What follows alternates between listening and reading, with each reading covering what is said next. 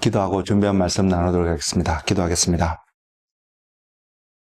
주님, 오늘 또 주님의 말씀 앞에 저희들이 나왔습니다. 주님, 항상 주님 앞에 나올 때마다 늘 우리를 점검하고 돌이켜볼 수 있기를 원하는 것은 우리가 주님의 음성을 듣게 하시고 그 음성에 아멘으로 순종함으로 반응하는 주님의 사람들 되기를 소망합니다. 그래서 혼란스럽고 혼동스러운 지금의 이 세상 속에서 정말로 주님의 인도하심 아래 안전하고 소망이 있고 축복 가운데서 그 믿음의 여정을 온전히 걸어가는 주님들 되도록 주님 인도하여 주옵소서. 주님 말씀하시고 오늘의 말씀에 주님 우리의 삶 가운데 주님의 은혜가 넘치는 그런 은혜를 경험하는 시간 되도록 주님 축복하여 주옵소서. 감사를 드립니다. 예수님 이름으로 기도하였습니다. 아멘. 여러분, 오늘 제가 여러분과 함께 나눌 하나님의 말씀은 마태복음 6장입니다. 마태복음 6장 22절에서 23절 말씀입니다. 암기하고 계신 분들도 계실 줄 믿는데 마태복음 6장 22절에서 23절 말씀입니다. 말씀의 제목을 빛이라는 이름으로 빛이라는 제목으로 말씀을 나누고자 합니다. 마태복음 6장 22절에서 23절 눈은 몸의 등불이니 그러므로 내 눈이 성하면 온몸이 밝을 것이요 눈이 나쁘면 온몸이 어두울 것이니 그러므로 내게 있는 빛이 어두우면 그 어두움이 얼마나 더하겠느냐. 여러분 기억하시는지 모르겠지만 제가 지난 11월부터 2024년 11월부터 여러분에게 전하고 있는 한 메시지가 뭐냐면 2025년 올해는 우리가 믿음으로 살아야 되는 어느 때보다도 믿음으로 살아야 되고 하나님의 은혜를 경험하는 해가 될 것에 대해서 말씀을 전해드렸습니다. 그리고 앞으로도 계속 종종 이런 이야기를 반복하면서 우리의 믿음을 점검하고 확인하고 또 그 믿음으로 말미암아 믿음이 중요한데요. 뒤에도 좀 설명하겠지만 그 믿음으로 말미암아 여러분이 하나님의 은혜 가운데 있는지 아닌지를 분명히 알 수 있습니다. 그래서 그 믿음을 통해서 믿음은 또한 우리에게 분명한 한 가지를 요구하고 나타나게 하는데 저와 여러분의 믿음이 있다면 이 삶이 분명히 나타나는데 그 믿음의 시작은 하나님의 말씀입니다. 말씀이 없이는 어느 누구도 하나님의 말씀에 기초가 되어졌고 하나님의 말씀이 기준이 되어져서 출발하지 않고는 어느 누구도 믿음을 가질 수도 믿음을 나타낼 수도 없습니다.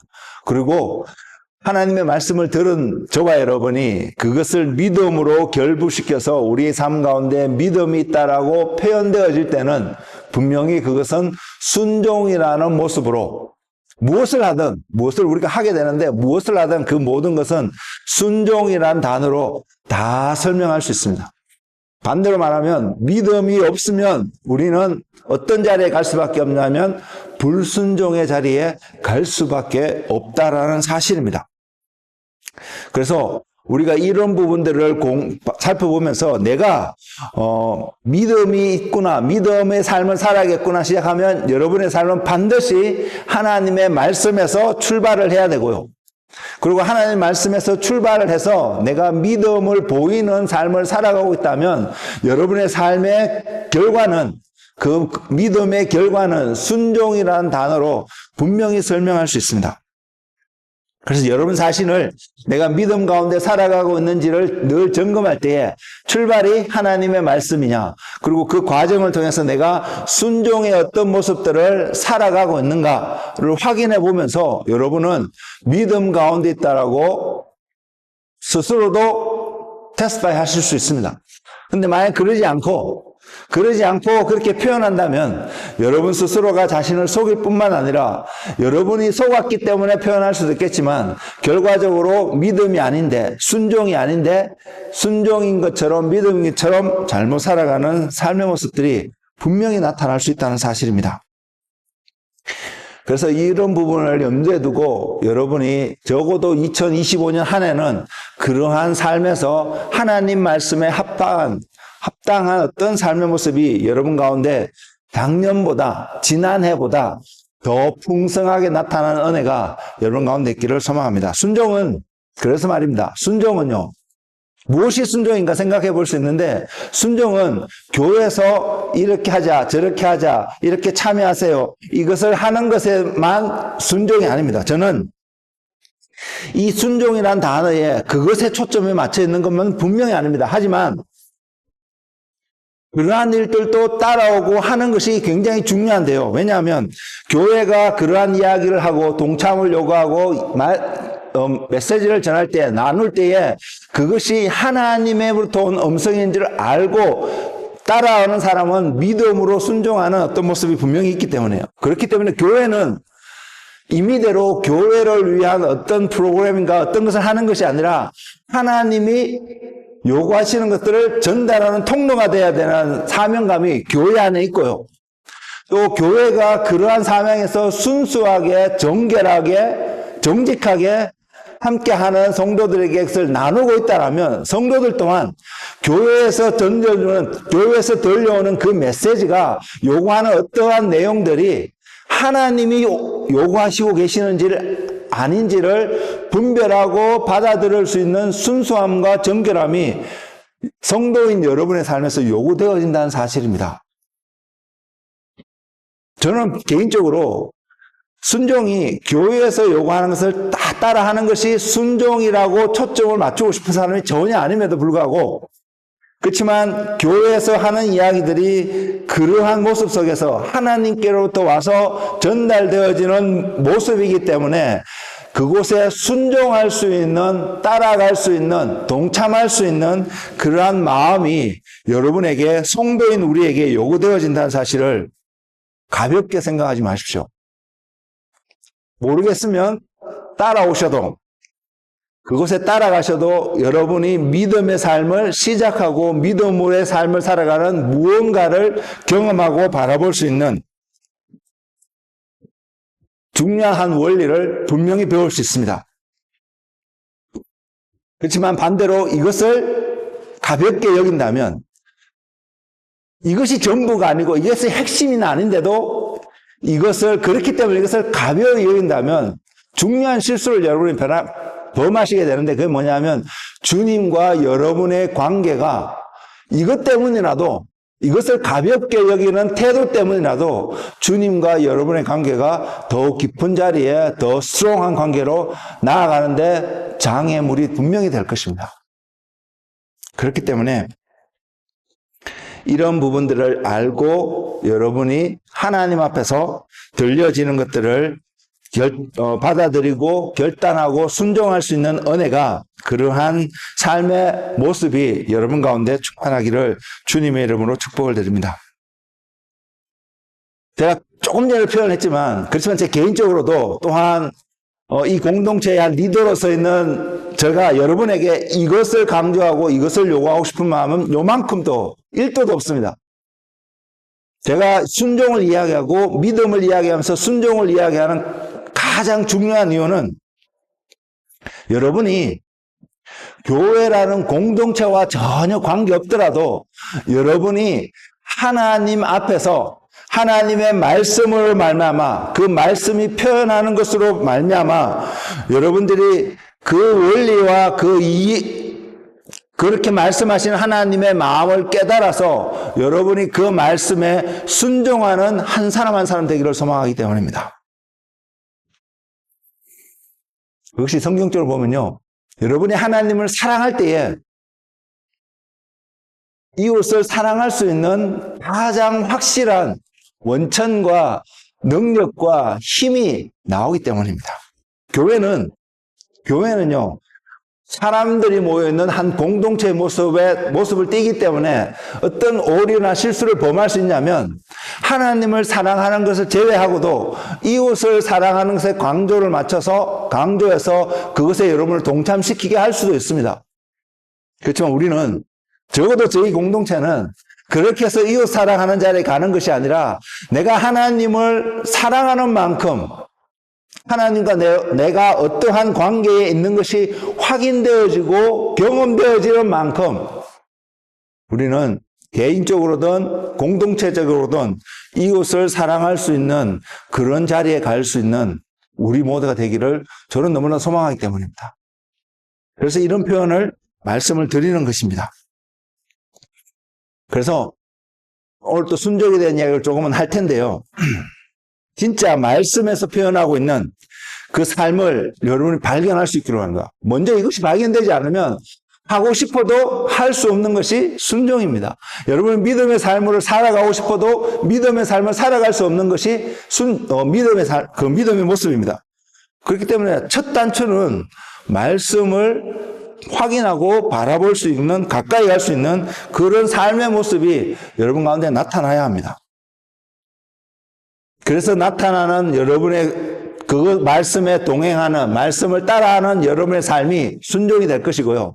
또한 여러분이 그러한 순종의 모습으로 살아갈 때에 진짜 하나님의 은혜가 무엇인지 제대로 알게 될 것입니다. 우리는 알고 있습니다. 세상을 구원하는 것이 하나님께서 은혜로 주신 하나님의 선물이고 그 은혜가 아니었다면 우리가 구원을 얻는 자리에 가지 못하는 것을 분명히 알고 있습니다. 그런데요, 소위 하나님을 믿지 않는 모든 사람들은 이것이 하나님의 은혜이고 아무도 하나님의 은혜인지를 모른다는 것입니다. 이유는 하나입니다. 믿지 않기 때문에. 모두에게 주어진 하나님의 은혜인데 모두가 누릴 수 있는 축복이고 특권인데 모두가 모르는 이유는 그 모두에 속한 사람들이 하나님, 은혜를 주신 그 하나님을 알지 못하고 믿지 못하기 때문입니다. 동일하게 저와 여러분에도 동일한 원리가 적용됩니다. 우리가 이곳에 있기 때문에, 들어왔기 때문에 내가 하나님의 은혜로 구원을 받았고 내가 그 은혜를 안다라고 표현할 수 있는 것이 아니라 저와 여러분이 그 구원을 받을 만한 믿음의 자리에 있을 때에 우리는 이것이 하나님의 은혜였구나, 은혜이구나, 이 은혜가 아니었으면 내가 구원을 얻지 못한다는 것을 아는 것입니다. 그래서 그 은혜를 바라보면요, 은혜는 하나님의 능력입니다.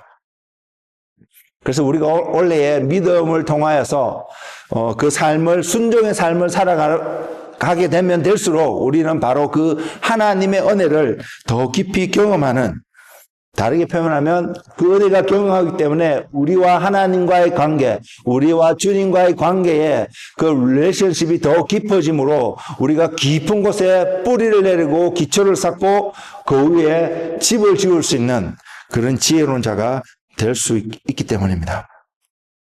그래서 말씀을 알지 못하면요, 절대로 여러분이 무엇에 순종해야 되는지, 그 순종을 어떻게 해야 되는지 알지 못한다는 것입니다. 이 중요한 원리 때문에 교회는 분명히 이것을 강조해 왔습니다. 전해왔습니다. 그러나 말씀을 적용하는 부분에 있어서 때로는 지혜롭지 못하게 적용해오고 전달해오던 모습들도 분명히 있는 것이 사실입니다. 그 중에 한 이유는 무엇이냐면요, 모두가 지금 이 성경 기록된 이 말씀들을 내가 원하기만 하면 얼마든지 볼 수 있습니다. 읽을 수 있습니다. 우리에게 또한 지각이 있고요, 우리에게 기본적으로 준 언더스탠딩 하는 능력들이 있기 때문에 이 말씀을 보면 어떤 부분들은 너무나 쉽게 straightforward하게 우리가 그 말씀들을 이해하고 받아들일 수 있는 어떤 부분들도 있습니다.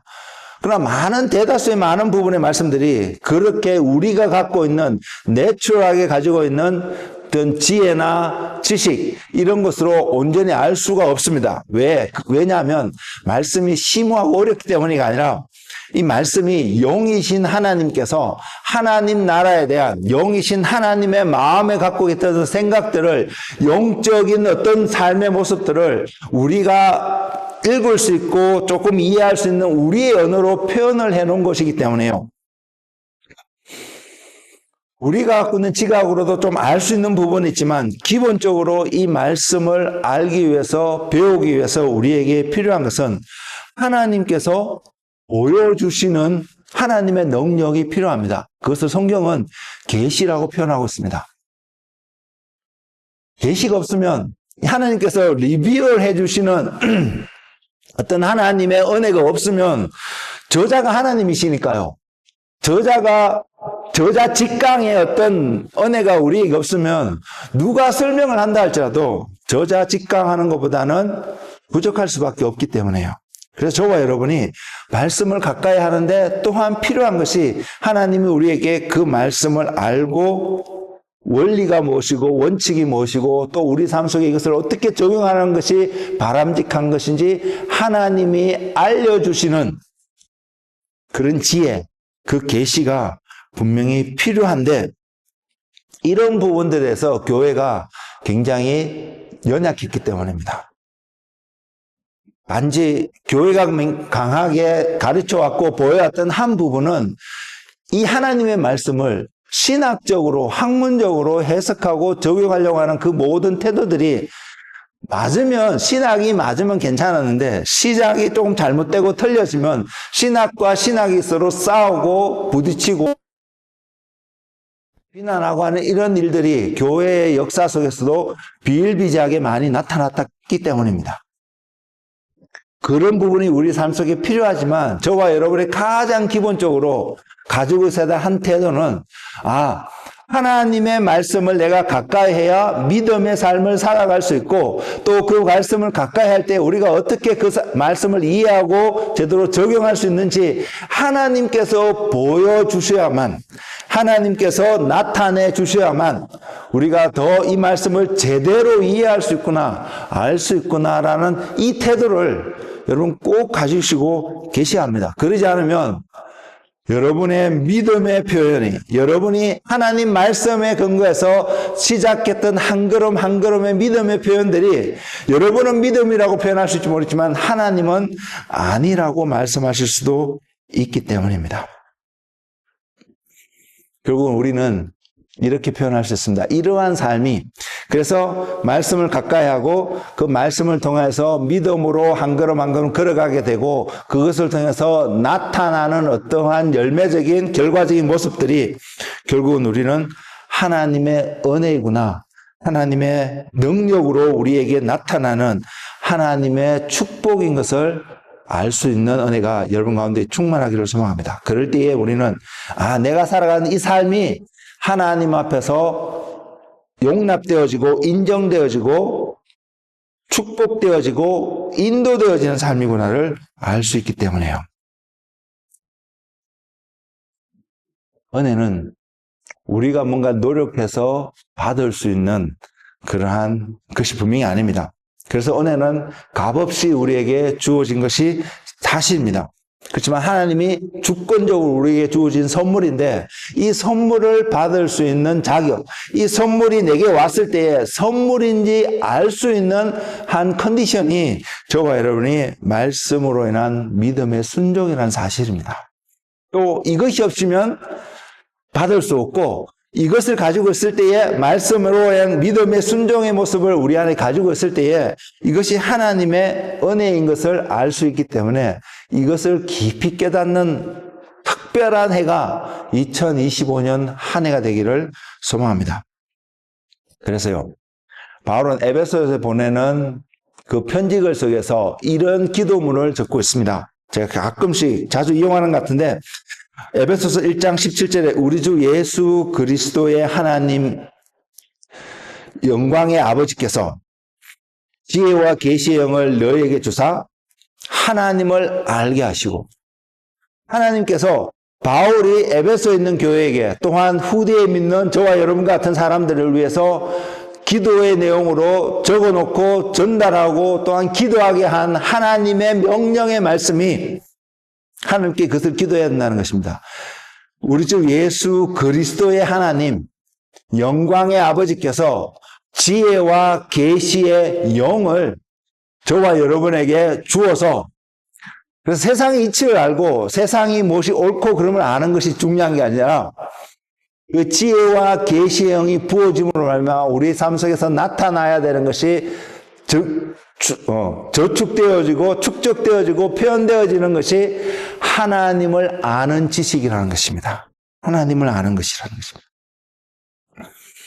그래서요, 우리는 분명히 이런 말씀을 드릴 수 있습니다. 저는 분명히 여러분에게 이런 말씀을 드릴 수 있습니다. 우리가 이 땅에서 삶을 살아갈 때에 중요하고 필요한 많은 이센스란 많은 것들이 요구되어지는 것을 볼 수 있는데 그곳에서 가장 중요한 것이 우리뿐만 아니라 모든 세상의 사람들에게 가장 중요한 것이 하나님을 아는 것이라는 사실요. 여러분 그게 마음이 동하십니까? 내 삶 속에서 가장 중요한 것이 하나님을 아는 것이라는 사실을 여러분은 마음이 동하지 않고 계시는, 마음이 이렇게 가고 계시냐고 질문을 드리고 있습니다. 여러분 어떠세요? 그래서요, 저와 여러분이 하나님이 어떠한 분이라고 또 알게 됨과 동시에 또 우리는 알게 되는 하나의 어떤 사실들이 있는데 그것이 뭐냐면 우리가 어떠한 사람인가를 동시에 알 수 있습니다. 하나님이 누군가를 알면 알수록 내가 어떠한 존재인가를 더 깊이 알 수 있다는 것입니다. 근데 오늘날 인류의 역사들을 가만히 보면 철학이나 이런 학문들도 추구하는 한 가지는 사람들이 어디서 와서 어디로 가는지 성경은 분명하게 그것을 이야기하고 있음에도 불구하고 많은 사람들이 그 답을 찾기 위해서 헤매고 다니는 모습들을 바라볼 수 있습니다. 혹시 여러분들도 그러한 경험이 있지는 않으신지요? 내가 이것을 헤매고 다니고 있고 또는 성경에서 분명히 보여주고 있는데도 내가 이것을 제대로 받아들이지 못하고 또 다른 것을 찾고 있는 우리의 모습들을 생각해 보면요. 진리가 눈앞에 있고 진리가 놓여 있음에도 불구하고 그것을 진리가 진리인 줄을 알지 못하는 우리의 상황 또는 인류의 상황을 보면 인류에게 주어진 하나님의 놀라운 이 원리와 원칙들이 감추어져 있을 수 있구나 또는 보이지 않을 수 있구나 이런 생각을 할 수 있고요. 좀 더 나아가면 누군가가 이 진리를 알지 못하도록 덮어두고 우리에게 속이고 온전히 알지 못하도록 이해하지 못하도록 우리에게 가리게끔 하였구나라고도 생각할 수 있습니다. 왜냐하면 하나님은 저와 여러분이 생각하기를 하나님은 전지전능하신 분이라고 생각하는데 그 하나님은 자신을 알리기 위해서 만물 가운데도 자신의 속성들을 하나님의 속성들을 나타내고 계시고 표현하고 계시는데 온 주변이 하나님이 충만하심이 풍성하심이 모든 자연세계 속에서도 증거되어지고 표현되어지고 있는데 사람인 우리들만 잘 모르기 때문에요. 잘 알지 못하는 부분이 너무나 많기 때문에 그래서 다른 곳을 찾아가고 있는 모습들을 인류의 역사를 통해서 발견할 수 있기 때문이에요. 그래서 생각해 볼 수 있는 하나의 추론입니다. 누군가가 우리가 이것을 제대로 알지 못하도록 가로막고 있거나 감추고 있거나 속이고 있구나라는 것을요.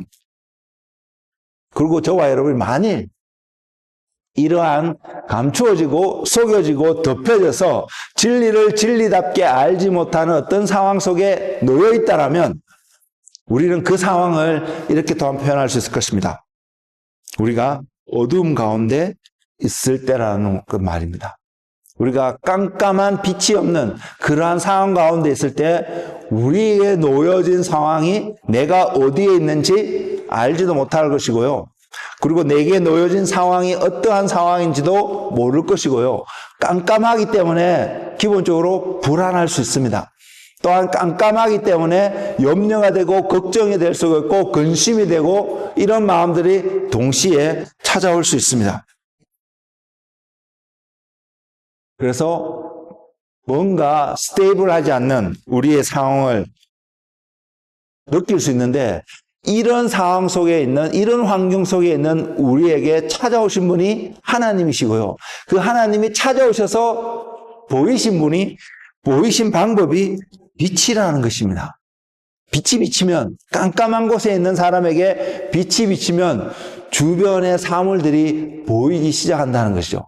보이면 저와 여러분이 뭔가가 보이면 우리는 그때부터 보이는 것만큼 두렵지 않습니다. 불안하지 않습니다. 그것이 빛이 우리에게 하는 역할입니다. 그래서 창세기 1장에 보면 하나님이 세상을 창조하신 내용들이 기록되어 있잖아요. 그 가운데 가장 먼저 창조하신 것이 빛인데 창세기 1장 2절에 그 빛을 창조하시기 이전에 있던 모습을 우리에게 이렇게 소개하고 있거든요. 근데 여러분 그 말씀을 보면서 오해는 하지 않으셨으면 좋겠습니다. 제가 또한 이렇게 설명드리는 한 부분에 있어서 오해를 하지 않으시면 좋겠는데 하나님이 세상을 창조하셨다고 분명히 성경은 이야기하고 있습니다.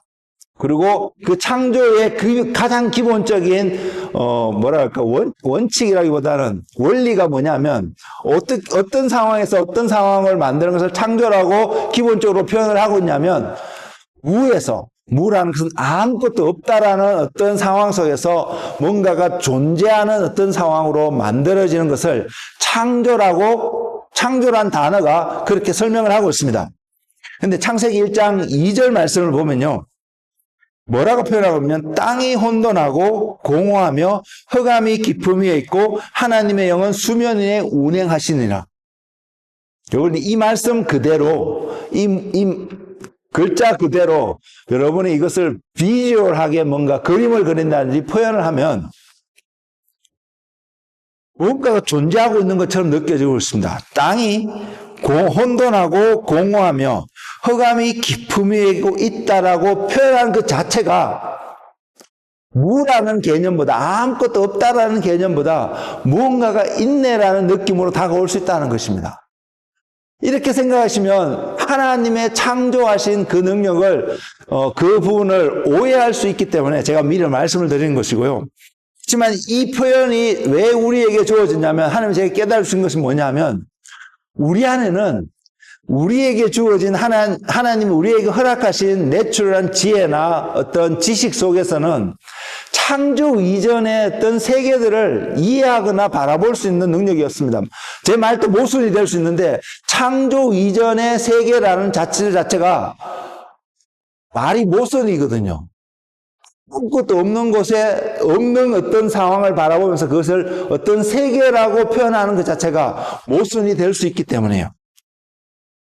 그래서 우리의 생각이 굉장히 갇혀있고 막혀있다는 것을 느낄 수 있는데 이런 우리들에게 하나님이 창조를 통해서 우리에게 무엇을 나타내기를 원하시는지를 보이시기 위해서 설명하기 위해서 하나님이 주신 은혜의 문구가 창세기 1장 2절이라는 사실입니다. 그리고 하나님이 제일 먼저 창조하신 것이 빛을 보이셨거든요. 빛을 창조하셨거든요. 제가 예전에 한번 말씀을 드렸는데 이 빛은 태양빛이 아니라는 것입니다. 이 빛은 하나님 자신을 나타냅니다. 하나님이 하나님을 창조하신 것이 아니라 아무것도 존재하지 않는 세계에 저와 여러분 피조물들에게 제일 먼저 하나님이 보이신 것이 하나님이 계심을 보이셨다는 것입니다. 그 반대로 그럼 창세기 1장 2절 말씀이 어떻게 이해될 수 있냐면 하나님이 계시지 않는 어떤 상황이나 어떤 상태들이 설명을 하자면 혼돈스럽고요.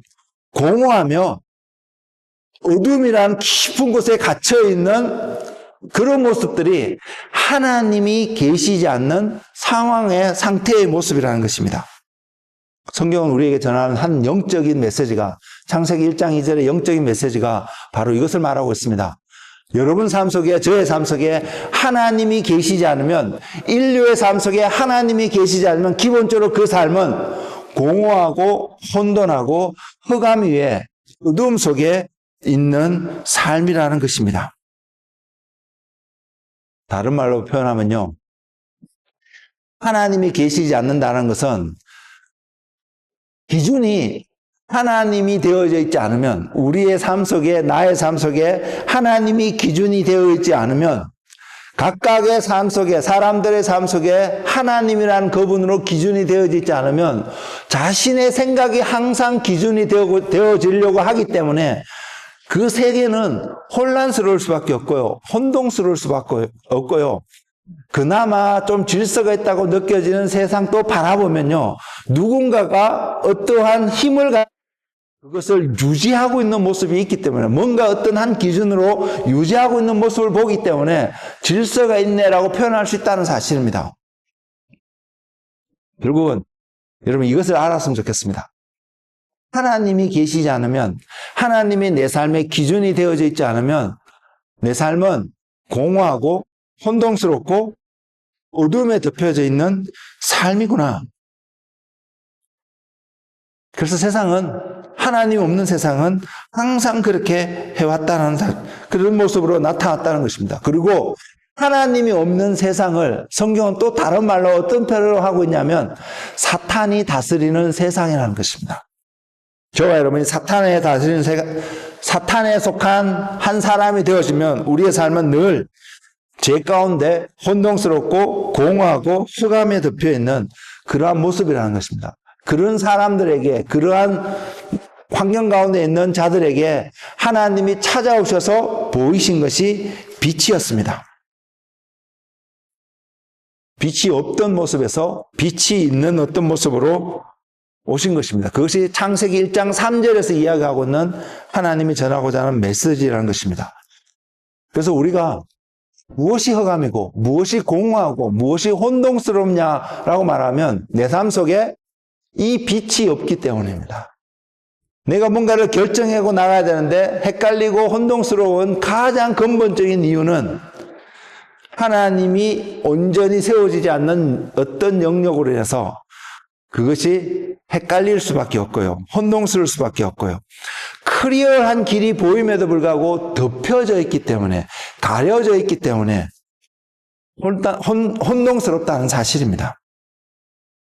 그래서 예수님께서 이 땅에 육신을 입고 오셨을 때도 사도 요한을 통해서 표현되어진, 증거되어진 모습이 요한복음 1장 4절에서 5절 말씀인데 그 안에 생명이 있었으니 이 생명은 사람들의 빛이라.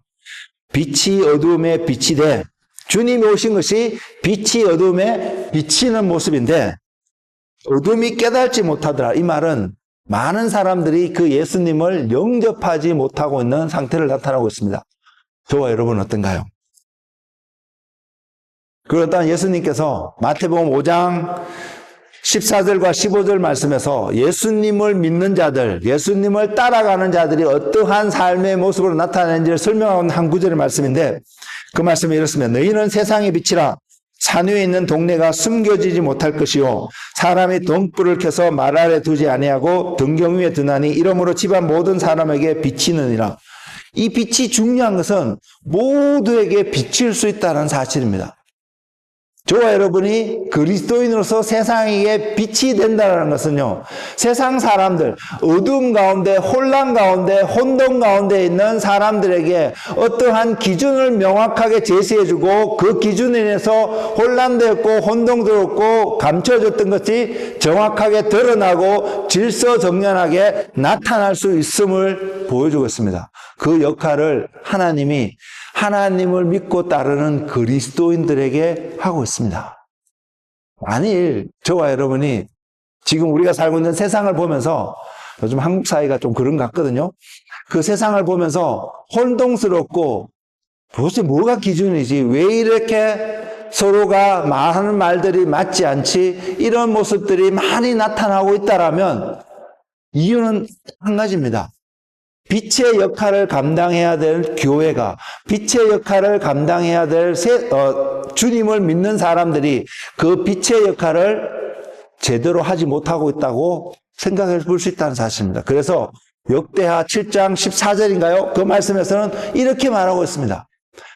하나님을 믿는 민족이, 하나님을 믿는 사람들이, 내 백성이 내게 와서 회개하고 무릎 꿇고 기도하면 하나님께서 그들의 음성을, 그들의 기도를 듣고 땅을 고치실 것을 약속하고 있잖아요. 잘못된 사람들이 돌아오는 것을 하나님이 말씀하고 있는 것이 아니라 하나님의 백성이 하나님께로 돌아와서 기도하면, 돌이키면 하나님이 땅을 고칠 것이라. 왜? 그 하나님을 믿는 사람들이 빛으로서 세상 가운데 비춰야 될 그 의무가 있기 때문에요. 그 일을 행하면 땅이 질서정연하게, 세상이 온전하게 설 수 있기 때문에요. 하나님은 그것을 아시기 때문에 그 말씀을 하고 있다는 사실입니다. 그래서 오늘 본문의 말씀을 바라보면 마태복음 6장 22절 23절 말씀인데 다시 한번 읽어드릴게요. 눈은 몸의 등불이니 그러므로 내 눈이 성하면 온몸이 밝을 것이요. 당연한 이야기잖아요. 눈이 몸의 등불이라고 하고, 이 눈이 성하면, 온전하면 온몸이 밝을 것이라고. 눈이 나쁘면 온몸이 어두울 것이니, 그러므로 내게 있는 빛이 어두우면 그 어두움이 얼마나 더하겠느냐. 이 말씀을 하시고요. 그 다음에 나오는 말씀들이 참 놀랐습니다. 저희가 사는 이 지역이 겨울이 길지 않아요. 그래서 추울 뿐만 아니라 겨울이 길기 때문에, 겨울이 긴다는 것은 어둠의 시간들이 다른 어떤 지역보다도 길다는 것을 이야기하고 있습니다.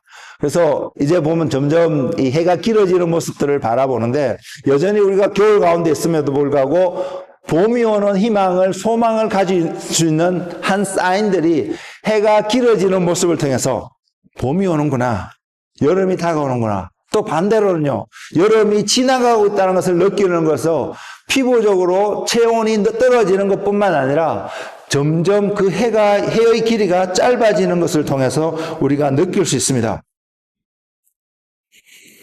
그래서 모든 생명체에는 눈이 있어서 볼 수 있는 게 되어 있는데, 그 눈의 역할이 하는 것에 빛으로 말미암아 볼 수 있게 되었다는 사실입니다. 근데 오늘 우리에게 주어진 말씀을 통하여서 눈이 성하면 온몸이 밝고, 내 눈이 나쁘면, 소위 우리 언어로 시력이 나빠지면 어두움 가운데 있게 되고, 그 어두울 때 우리 안에 있는 빛이 있는데 어둡다는 것은 그 어둠이 얼마나 더할 수 있겠냐는 것을 보이시는 하나님의 말씀인데요. 그러면 우리가 눈을 뜨고 살아가고 있는데, 그럼 눈이 있기 때문에, 보이는 것이 있기 때문에 내 안에 빛이 있다고 생각할 수 있는데, 왜 주님께서는 온몸이 밝을 것이라고 질문을 하고 계실까요? 여러분, 온몸이 밝을 것이, 온몸이 밝다면, 여러분의 온몸이 밝다면 여러분은 이것을 여러분 삶 속에 어떻게 적용해 볼 수 있을까요? 그 답을 다음 구절에서 찾아볼 수 있습니다. 그 다음 구절이 뭐냐면 이렇습니다. 한 사람이 두 주인을 섬기지 못, 눈이 성하면 온몸이 밝고요, 눈이 나쁘면 온몸이 어두울 수 있는 것을 암시하고 있는데, 그 결과로서 무엇을 나타내냐면, 내가 어떠한 주인을 섬기고 있는지를 눈이 밝으면 알 수 있고요, 눈이 나쁘면 알지 못한다는 사실을 암시하고 있다는 것을 여러분 보이시나요? 여러분이 지금 누구를 정확하게 섬기고 있는지를 여러분이 아시는 만큼 이렇게 표현될 수 있습니다. 나의 시력이, 내 안에 있는 빛의 밝기 정도가 나타나는구나. 바울이 로마에 보낸 편지글 속에서 이렇게 표현하고 있습니다. 로마서 6장 12절에서 16절 말씀인데요. 말씀이 이렇게 기록되었습니다. 그러므로 너희는 제가 너희 죽을 몸을 지배하지 못하게 하여 몸의 사욕에 순종하지 말고, 또한 너희 지체를 불의의 무기로 죄에게 내주지 말고, 오직 너희 자신을 죽은 자 가운데서 다시 살아난 자 같이 하나님께 드리며 너희 지체를 의의 무기로 하나님께 드리라. 제가 너희를 주장하지 못하리니 이는 너희가 법 아래에 있지 아니하고 은혜 아래에 있음이라. 그런즉 어찌하리요? 우리가 법 아래에 있지 아니하고 은혜 아래에 있으니 죄를 지으리요? 그럴 수 없느니라. 너희 자신을 종으로 내어 주어 누구에게 순종하든지 그 순종함을 받는 자의 종이 되는 줄을 너희가 알지 못하느냐? 혹은 죄의 종으로 사망에 이르고 혹은 순종의 종으로 의에 이르느니라.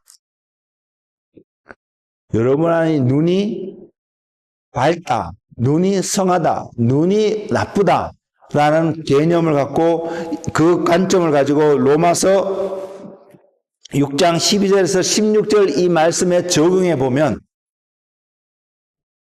여러분의 눈이 밝다면, 그래서 여러분의 온몸이 밝게 된다면, 여러분은 죄의 종으로 살아가기를 원하십니까? 아니면 의의 종으로, 순종의 종으로 살아가기를 원하실 것 같으세요?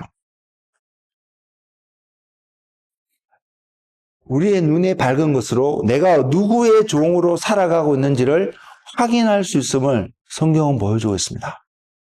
여러분 자신을 보면서 여러분 그것을 확인할 수 있으신가요?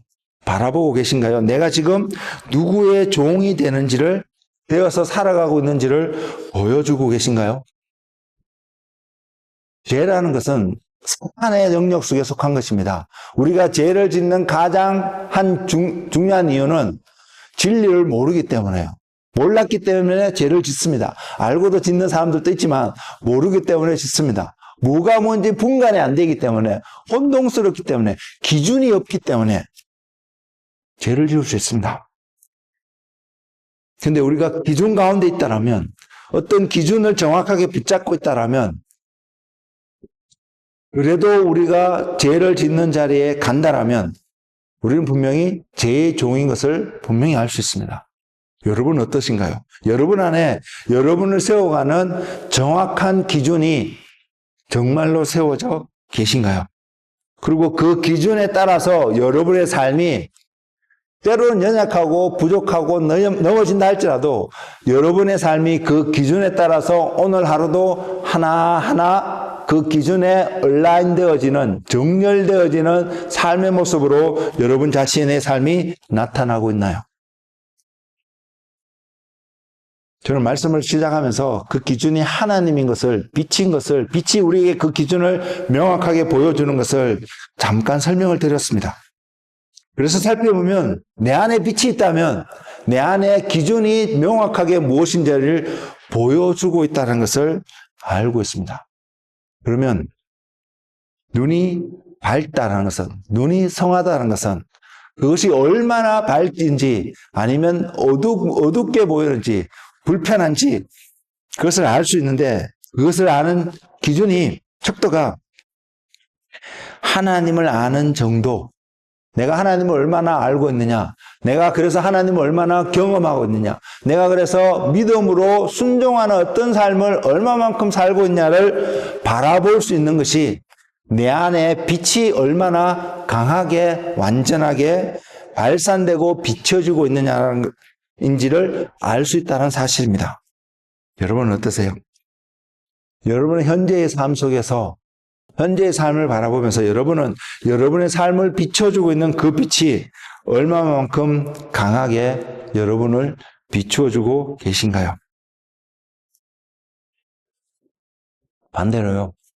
우리가 빛 가운데로 점점점 더 나아가지 않으면 우리의 삶은 반대로 빠질 수밖에 없습니다. 어떤 삶? 공허하고요, 혼돈스럽고요, 흑암이 지배하는 그 삶 속으로 계속해서 나아갈 수밖에 없습니다. 그리고 여러분 그 삶 속에 있게 되면 우리는 여전히 기준 없는, 혼동스러운, 불안할 수밖에 없는 그런 삶을 살아갈 수밖에 없다는 것을 성경이 보여주고 있습니다. 육신의 눈도요, 제가 여러분 그걸 많이 느꼈거든요. 제가 지금 안경을 쓰고 다니는데 안경 없을 때 살았던 제 모습을 지금도 저는 기억합니다. 왜냐하면 안경 쓴 지가 몇 년 되지 않았기 때문에요. 근데 안경을 쓸 때와 안경을 쓰지 않을 때의 삶의 차이점이 분명히 있음을 저는 기억하고 있습니다. 지금은 안경을 벗으면 더 잘 안 보입니다. 사물들이 흐릿하게 보이고요, 더 가까이 가야만이 볼 수 있습니다. 그 말은 제가 활동하는 어떤 많은 영역들에 있어서 이 시력이 좋고 나쁨에 제약을 받고 있음을 간접적으로 경험하고 있다는 사실입니다. 저는 여러분의 삶들도 마찬가지라고 생각합니다. 이것을 영적으로 우리가 적용을 해보면 영의 눈이 하나님으로 인해서 그 빛이 제대로 비춰져서 하나님을 아는 자리에 가면 갈수록, 더 하나님을 더 알면 알수록 우리의 영적인 삶, 다시 말씀드리면 믿음의 순종의 삶이 명확하고 클리어하게 온전하게 더 될 수 있는 반면, 하나님을 아는 삶의 모습이 적어지면 적어질수록 우리는 눈을 뜨고 살아가지만, 때로는 영적인 것들을 이해하고 조금 알기도 하지만 많은 경우에 혼동스럽고 헷갈리고 무엇이 하나님께로부터 온 것이고 무엇이 믿음의 모습이고 무엇이 아닌지를 모를 수 있다는 사실입니다. 바울이 사울이었을 때의 한 모습이 그와 같은 모습이었습니다. 그는 하나님을 믿는 열심으로 예수님을 믿는 제자들을 핍박하고요, 잡아서 옥에 가두고요. 심지어는 죽이기까지 했습니다. 무엇을요? 하나님을 믿는 열심으로요. 근데 그가 다메섹으로 가는 길에서 강력한 빛이 그냥 주님이 나타나서 그에게 주님인 것을 증거하신 것이 아니라 하늘로부터 태양보다도 더 강한 빛이 그를 비춤으로 말미암아 그는 육신의 눈은 3일간 멀게 되는 어떤 것을 경험하게 됐다고 성경은 기록하고 있는데 그 빛으로 말미암아 그는 하나님을 알 수 있는 그 특별한 경험들을 하게 되었다는 사실입니다. 그래서 그의 시력이 회복되어질 때의 모습을 성경이 뭐라고 표현하고 있냐면 그의 눈에 비늘 같은 것이 덮여져 있었는데 그것이 벗겨졌다라고 이야기합니다. 그리고 그것이 벗겨진 이후에 사울이었던 바울의 삶은 무엇을 이야기했냐면 그전에는 예수 그리스도를 믿는 자들을 핍박하고 박해하고 잡아서 옥에 가두고 죽이는 일을 했다라면 그 이후에는 예수 그리스도가 그리스도이고 자신이 그 예수 그리스도로 말미암아 핍박을 받고 옥에 갇히고 매에 맞고 하는 일들을 너무나도 자랑스럽게 여길 수 있는 자가 되었다는 사실입니다.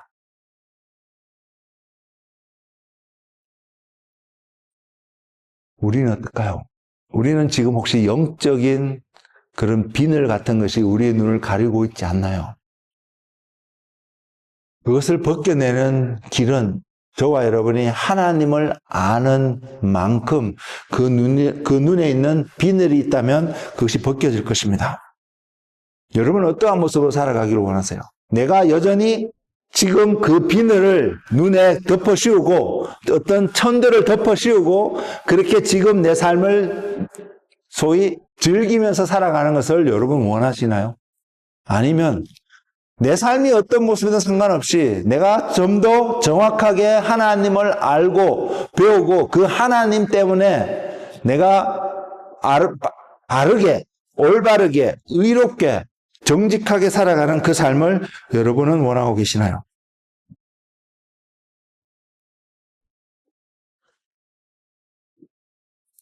물론 빛이 비추어지는 것도 주님의 은혜입니다. 그 은혜가 없다면 우리는 주님을 알지 못하기 때문에.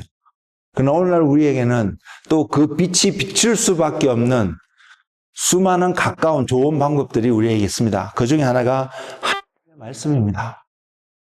저와 여러분이 내 안에 하나님으로 말미암아 하나님을 아는 지식이 증가되어지고 내가 하나님으로 말미암아 오늘 또 주어진 하루를 의롭게 올바르게 정직하게 살아가기를 원하는 마음이 내 안에 요만큼이라도 있다면 여러분은 반드시 하나님을 아는 자리에 나아가는 사람이 되셔야 합니다. 그러지 않고 하나님을 알기를 원합니다라고 고백하고 있다면 여러분은 여러분 스스로를 속이는 어떠한 모습인 것을 그 깨닫는 은혜가 여러분 가운데 있기를 원합니다. 그래서 저는 여러분이 그래서 하나님 앞에 나아가는 자가 되기를 원합니다. 하나님을 아는 자리에 가는 자가 되기를 원합니다. 그래서 하나님을 알게 되면 저와 여러분이 하나님을 아는 만큼 여러분이 하나님과 어떠한 관계에 있는지를 보여주고 있다는 사실입니다. 하나님을 모르면 성경이 이야기하는 것이 여러분이 죄의 종이 된다고 분명히 표현하고 있습니다. 하나님을 모르기 때문에요. 그러나 하나님을 알면 여러분이 의의 종, 순종의 삶을 살아갈 수 있음을 분명히 보여주고 있습니다. 그래서 그 첫 번째 단추가 하나님과의 관계를 이야기하고 있습니다. 하나님을 아는 것을 통해서 내가 하나님과 어떠한 관계, 지식적으로 하나님에 대한 이야기를 듣고요. 하나님을 알 수 있는 부분이 있습니다. 그러나 이것이 여러분으로 하여금 하나님 앞에 순종하는 믿음의 삶을 살아가는 의의 삶을 살아가는 자가 되게 하지 않는다는 것입니다. 이 삶을 보여주는 것이 하나님과 여러분의 관계라는 것입니다. 이것은요, 중요한 한 메시지를 우리에게 주고 있는데, 만일 이곳에 있는 여러분이 내가 하나님을 믿음으로 구원의 확신을 가지고 있다라고 생각하는 여러분이라고 가정을 했을 때, 그러한 모습으로 내가 죽으면 이제 천국에 갈 거야. 이것에만 초점을 맞추고 계시면 이것에 초점을 맞추고 하나님과 나의 관계는 어떠한 관계에 있든지 전혀 관심이 없고 초점을 맞추게 되지 못하면 설령 여러분이 내가 예수님을 믿기 때문에 그 믿음을 말미암아 구원받고 천국 갈 거라는 확신을 가지고 있다 할지라도요. 여러분 안에 있는 그 확신이 진짜 하나님 앞에 섰을 때 온전한 확신으로 여러분을 천국으로 인도하지 않을 수 있습니다. 왜냐하면 여러분이 만일 하나님과 나와의 관계를 소홀히 하고 그것에 어떠한 모습인지 관심을 갖지 않는다면요. 그래서 구원의 확신은요, 내가 구원의 확신을 가지고 살아가는 건 너무나 중요한데 그 구원의 확신은 내가 그냥 천국에 갈 수 있다는 것이 아니라 내가 하나님과 어떠한 관계 속에서 오늘의 삶을 살아가고 있는지를 확정시켜주는 확신이어야 합니다. 사단은요, 미묘한 하얀 천과 같은 것으로 우리의 눈을 덮어서 내가 하나님과 이러한 관계, 올바른 관계에 있는지 아닌지를 명확하게 보이지 않게 하므로 얼핏 보니까 내가 하나님과 어떤 관계에 있는 것 같네? 라는 느낌으로 저와 여러분의 눈을 가릴 수 있기 때문입니다. 사랑하는 성도 여러분, 우리가 이런 어리석음 가운데 놓이지 않기를 원합니다. 그래서 성부 하나님, 성자 하나님, 성령 하나님과 어떠한 관계 속에서 오늘 또 살아가는지를 명확하게 보고 그 관계가 어떨 때는 좀 부족할 수도 있습니다. 그러나 그 관계의 끈들이 날마다 스트롱하게 생성되어지고 빌드업되어지는 바로 그 은혜의 축복이 여러분의 삶이 되기를 주님의 이름으로 축복을 드립니다. 그러지 않다면 그 관계가 스트롱하게 날마다 빌드업되지 않는 여러분의 모습을 발견한다면 여러분은 항상 염려하는 가운데, 근심하는 가운데 삶을 살아갈 수밖에 없을 것이고요. 그러한 삶을 살아가는 여러분의 모습을 만일 본다라면 여러분은 하나님보다 세상을 더 살아가는 자가 될 것이고 오늘 마태복음 6장 22절, 23절 이 말씀을 넘어서 24절 말씀에 있는 한 사람이 두 주인을 섬기지 못하는데 근데 그 비유의 대상이 하나님과 재물을 겸하여 섬기지 못한다고 말하고 있거든요. 우리는 기본적으로요. 필요한 재정들이 충분한 재정들이 없으면 우리는 염려할 수밖에 없는 것이 우리의 존재 아닌가요? 재물이 없으면 염려될 수밖에 없습니다. 저도 그런 삶을 살았고요. 또 동일하게 지금 또 앞으로도 그러한 삶이 살아가야 된다고 생각하면 염려될 수밖에 없는 것이 내추럴한 인간의 본성이라고 생각을 합니다. 세상에서는 이것이 필요하고요. 근데 믿음이라는 세계로 믿음의 관점으로 바라보면 재물이 있든 없든 상관없이 우리는 염려하지 않고 믿음 가운데 어떤 삶을 살아갈 수 있음을 믿음의 세상은, 믿음의 메시지는 우리에게 분명히 보여주고 있습니다. 그럼 어떻게 우리가 그렇게 살아갈 수 있을까요? 성경의 한 예를 그냥 간략하게 소개하면 두 사람이 있는데 여러분은 어떤 사람이 될 수 있는지 한번 생각해 보시기 바랍니다. 삭개오라는 사람이 있습니다. 세상 사람들의 손가락을 받았던 그 세리장이었던 삭개오. 그가 예수님을 만났을 때에 그는 예수님께 이런 고백을 합니다. 내가 누구 것을 빼앗거나 탈취한 일이 있으면 하나님, 주님 내가 그들의 것을 4배로 갚아주겠습니다. 다 갚아주겠습니다. 그리고 내 재산의 절반을 가난한 자들에 나눠주겠습니다. 그는 그 고백을 통해서 주님을 따라가는 삶을 선택했거든요. 재산이 많았을 것입니다. 근데 그 재산을 다 버리고라도, 다 잃어버리더라도 그의 선택은 주님을 따라가는 선택을 했습니다. 이 땅에 살면서 재산이 없으면, 어떤 재물들이 없으면요, 충분한 재정들이 없으면 우리의 삶이 궁핍할 수밖에 없는 것이 세상의 이치입니다. 근데 삭개오는 그것을 선택했습니다. 세상을 그 재물을 버리고 주님을 선택했습니다. 또 한 사람이 있습니다. 예수님께 찾아와서 내가 어떻게 하면 영생을 얻을 수 있습니까? 라고 질문했던 부자 청년은요. 그 이야기를 듣고 예수를 만나서 이야기를 듣고 그는 근심하여 돌아갔는데 그 돌아간 이유가 성경 말하기를 재산이 많은 거로 근심하며 돌아갔습니다. 재물이 없으면, 재정이 없으면 근심할 수밖에 없는 것이 세상의 삶을 살아가는 하나의 이치인 것은 분명한 사실인데, 누구는 그럼에도 불구하고 그 재물을 선택하지 않고 다른 것을 선택했다면, 또 어떤 사람은 그렇기 때문에 그 재물을 선택하는 모습을 바라볼 때에 우리는 분명히 이렇게 말할 수 있습니다. 어떤 한 사람은, 삭개오와 같은 사람은 하나님을 선택하는 사람이라면, 부자 청년과 같은 사람이면 재물을 선택하는 사람이라고요. 그리고 저와 여러분에게 이런 동일한 질문을 던질 수 있는데, 우리는 이런 상황 속에서 무엇을 선택할 수 있을 거냐고요.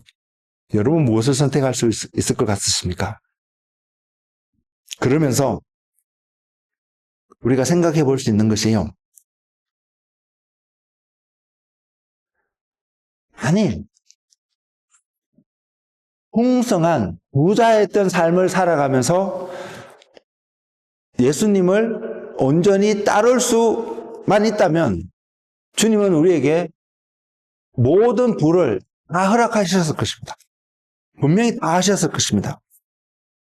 근데 사람들의 생각 속에는 이런 재물들이 우리로 하여금 주님을 놓치게 하는 많은 요소들이 있음을 또한 주님은 보이고 계시다는 사실입니다. 저와 여러분은 종종 이런 생각할 수 있습니다.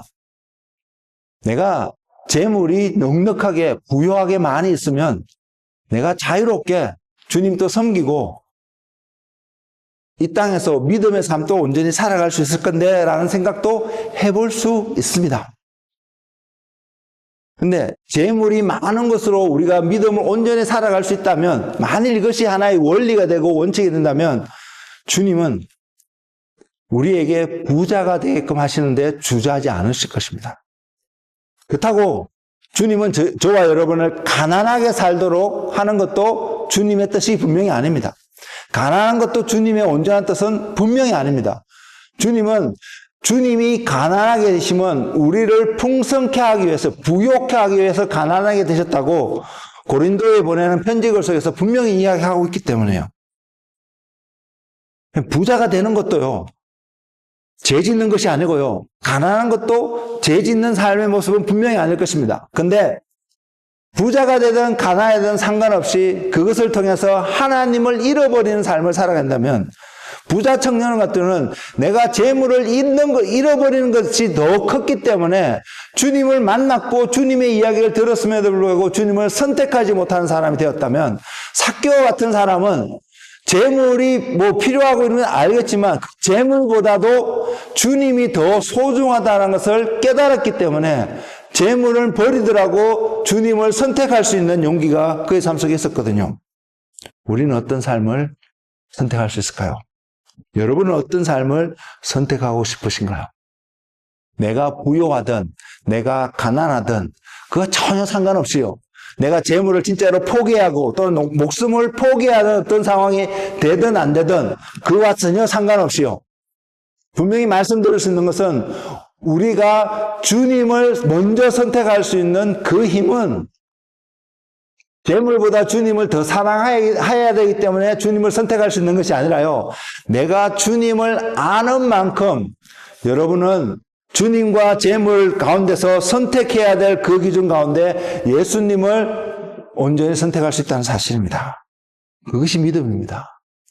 부요함이든 가난함이든 그것을 통해서 우리가 믿음의 삶을 살 수 있느냐 아닐 수 있느냐, 이것을 판결할 수 있는 기준이 되는 것이 아니라 내가 하나님을 얼마만큼 아느냐 모르냐에 따라서 부자인 우리가 하나님을 선택할 수 있고요, 하나님을 아는 만큼 또한 가난한 우리가 하나님을 또한 선택하는 자리에 갈 수 있다는 사실입니다. 우리는 그런 사람이 되었으면 좋겠습니다. 그래서 내가 부자가 되었던 가난한 자가 되었던 상관없이 하나님을 선택해서 하나님과 함께하는 믿음의 삶을 살아가는 자가 되었으면 좋겠습니다. 사도 바울은 그런 자신의 모습을 이렇게 표현했습니다. 빌립보서 4장 11절에서 12절인데요. 내가 궁핍함으로 말하는 것이 아니니라. 어떠한 형편이든지 나는 자족하기를 배웠노니 나는 비천에 처할 줄도 알고 풍부에 처할 줄도 알아. 모든 일 곧 배부름과 배고픔과 풍부와 궁핍에도 처할 줄 아는 일체의 비결을 배웠노라. 이 말을 보면 때로는 그의 삶 속에서 부요하고 풍성한 가운데 있던 삶도 있었고 때로는 어렵고 힘든 소위 가난하다고 표현될 수 있는 어떤 삶의 모습 속에도 있었는데 그러한 어떠한 삶의 모습 속에서도 내가 믿음을 잃지 않는 비결을 배웠다라는 것을 이야기하고 있습니다. 증거하고 있습니다. 그러면서 고백하는 것이 빌립보서 4장 13절입니다. 내게 능력 주시는 자 안에서 내가 모든 것을 할 수 있느니라. 저와 여러분은요, 사람들은 너무나 쉽게 모든 것을 할 수 있대, 주님을 믿으면 모든 것을 할 수 있대 해서 모든 것에 마음을 빼앗기는 경우가 많이 있습니다. 그러나 우리는 모든 것에 빼앗기지 말고 모든 것을 할 수 있다는 그 말씀에 마음을 빼앗기는 것이 아니라 그 모든 것을 할 수 있게 하는 기준이 되고 원리가 되어지는 그 말씀. 내게 능력 주시는 자 안에서 저와 여러분이 능력 주시는 바로 그분 안에 있는 우리의 모습을 발견하면 우리는 모든 것을 할 수 있습니다. 가난해도 부요해도 믿음을 잃지 않고 주님과 동행하는 온전한 순종의 믿음의 순종의 삶을 의에 순종하는 의의 종이 되는 삶을 살 수 있다는 것입니다. 그 일체의 비결이 그리스도임을 분명히 증거하고 있습니다. 하나님을 알지 못하면 이것을 알 수 있을까요? 여러분 어떤 삶을 살아가고 싶으세요? 저는 여러분이 부자 청년이 아니라 삭개와 같은 삶을 살아가고 싶습니다라는 고백을 할 수 있는 한 분 한 분 되시기를 소망합니다. 그리고 여러분은 그 고백을 하심과 동시에 하나님의 빛이 여러분 가운데 비춰서 알 수 있기를 원합니다. 그러면 내가 하나님을 아는 자리에 내 시간을 들이고 내 노력을 들이고 내 어떤 것을 들여서 그 자리에 가야 되는구나를 아는 은혜가 있기를 원합니다. 이것이 여러분 삶 가운데 말씀이 빛이 되어서 여러분 삶을 비추는 것입니다. 그리고 그 비출 때에 그것이 보여질 때에 내가 믿음으로 순종한다는 것은 바로 그 삶을 가는 것입니다. 한 모습은 말씀을 가까이 하는 것입니다. 하나님을 배우고 익히고 아는 일에 여러분의 시간과 돈과 여러분의 노력들을 드리는 것입니다. 그것이 순종의 삶입니다. 그것이 믿음의 삶입니다. 입술로 고백하는 것만이 믿음의 삶이 아니라 여러분 말씀을 통해서 하나님을 알게 될 때 하나님을 아는 만큼 여러분 삶 가운데 분명히 빛이 비춰질 것이고 그 빛을 통해서 여러분이 청소해야 될 여러분의 삶을 청소하는 것, 여러분 가운데 새롭게 빌드업 시켜야 될 어떤 삶의 모습들, 습관들이 있다면 그것을 바꿔가는 것, 이것이 순종의 믿음의 삶이라는 것을요. 그리고 우리는 2025년도에 이러한 은혜를 깊이 경험하는 그런 한 사람이 되었으면 좋겠습니다. 그래서 저와 여러분이 가는 그곳에 제가 요즘 최근에 그걸 좀 느끼는데요. 저도 가버먼트에서 직장 생활을 하는데 제가 함께 있는 그곳에서 사람들이 험한 말들을 조심하고 하지 않으려고 하고 그것을 했을 때는 미안한 마음을 갖고 가는 모습을 최근에 제가 새롭게 깨닫게 되었습니다. 아, 그리스도인이라면 이런 삶을 살아야 되는구나. 여러분이 몸담고 있는 어떤 따뜻한 공동체 속에서요. 여러분 느끼시죠? 많은 사람들이 너무나 쉽게 F를 말하고 swearing하고 쉽게 이런 표현들을 하고 있는 것을요. 근데 그리스도인인 저와 여러분이 그곳에 함께 있으면 그 사람들이 그것을 2번 할 거 1번 하게 되고 10번 할 거 5번 하게 되고 어떠한 이런 모습들이 나타나는 모습이 되어질 때에 우리는 세상에 어떠한 빛을 비추는 사람의 모습으로 서 있지 않을까요? 우리의 삶 속에서 이러한 영역들이 확장되어져 가는 우리의 모습이 되었으면 좋겠습니다.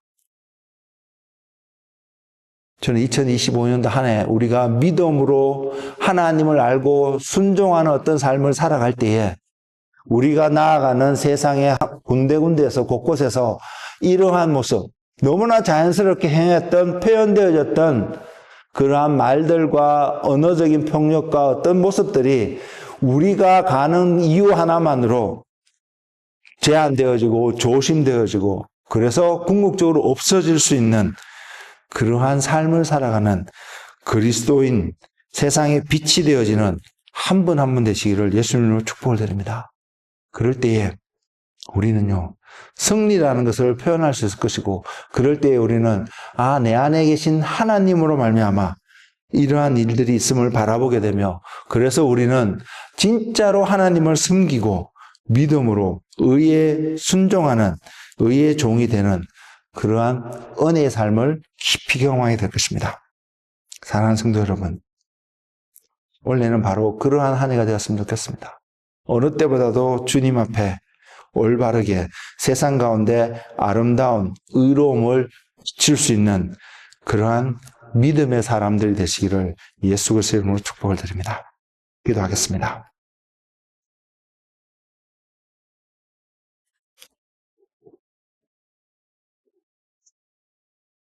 주님,